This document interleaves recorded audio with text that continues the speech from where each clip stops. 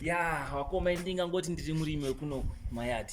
Ndine murimi wekuno kumayadi, so ndine purazivo rangu ndiri kutsvagawo rubatsiro vanoda kusimudzirawo business vechidiki.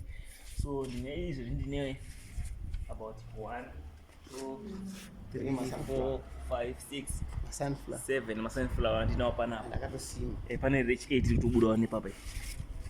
Ndine masunflower ari kubuda panapa, so ndiri kutsvagawo makambani anoda kundijoinawo panapa kuti ndikwanise ndakubudisawo staff yangu ibude ichiendawo tingori wafanira chidikiwo malocal business. So tingorona uri kutsvagawo mari, so mungoti supportawo.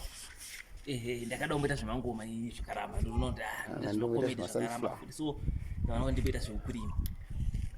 Ndakamboda kuita zvevakadzi ndikaroora ndikazoona futi kuti chinenge chisiri chipo changu, so izvi ndakakuwandira zvangu masunflower aya anogadzira mapilo, kunyanya mapilo case nemablanketi. Anogadzira zvakawanda, munoona maspageti ndombeyo yacho futi iyoyi. So panapa ndine almost 9 akuitoita 9 midzi dzendinadzo panapa. So ndokumbirawo kubatsirwawo kuvanhu vaMwari wakaita vana tinashe mutarisi vanokwanisawo kundikurawo bhizinesi rangu kuti riitewo chichi.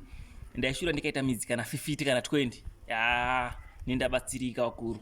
Izvezvi ndiri kungodaidai but kangorika small project but ndotarisira kuti after 5 years ndakwana kufambawo kana kuti ndane kamwewo kana kachingoro zvangu kachigreyhound.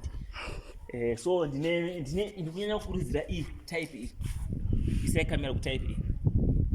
Kamera type iyi baba.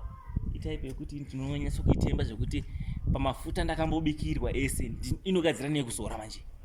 Kana bhutsu kana polish inogadzira futi. Izvi zvitada kuti aplan kuti gadzire furnish.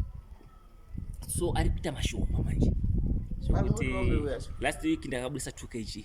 2 kg. So matani anozonetsa manje andingakudawo kuti ndiwanewo mbeu ndosezvo zvimabusiness.